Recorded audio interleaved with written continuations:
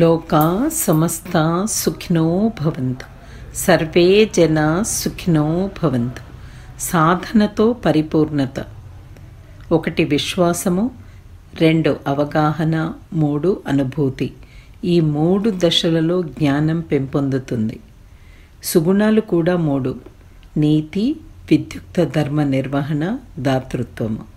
వ్యక్తి పరిపూర్ణతను సాధించాలంటే ఈ 6 లక్షణాలతో పాటు 7 నియమాలను పాటించాలి. సప్త నియమాలు. 1.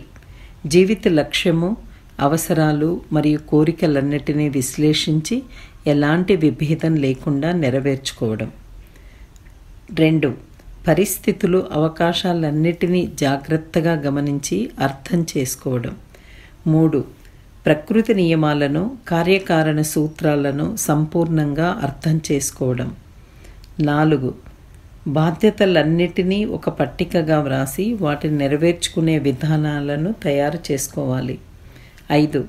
శారీరక వ్యాయామాలు, ధ్యానము, ఆత్మ పరిశీలన ద్వారా శరీరాన్ని, మనస్సును చక్కగా నిర్వహించుకుని తమ విద్యుక్త ధర్మాన్ని పరిపూర్తి చేయాలి.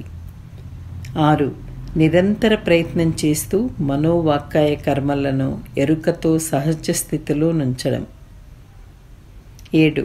విశ్లేషణ ద్వారా, ఆత్మ పరిశీలన ద్వారా పొరపాట్లను సరిచేసుకుని ఆత్మను శుద్ధిపరచడం. పైన చెప్పిన నియమాలను చక్కగా అర్థం చేసుకుని వ్యక్తి తనను తాను తీర్చిదిద్దుకోవాలి. ఇతరులకు భారం కాకుండా చక్కని దేహారోగ్యాన్ని పొందాలి. మన సంతోషానికి, సంతృప్తి కొరకు ఇతరులకెప్పుడూ భారం కాకుండా వీలున్నంత వరకు వారికి సహాయ సహకారాలను అందించాలి.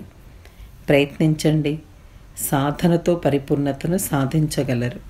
తత్వజ్ఞాని వేదాద్రి మహర్షి.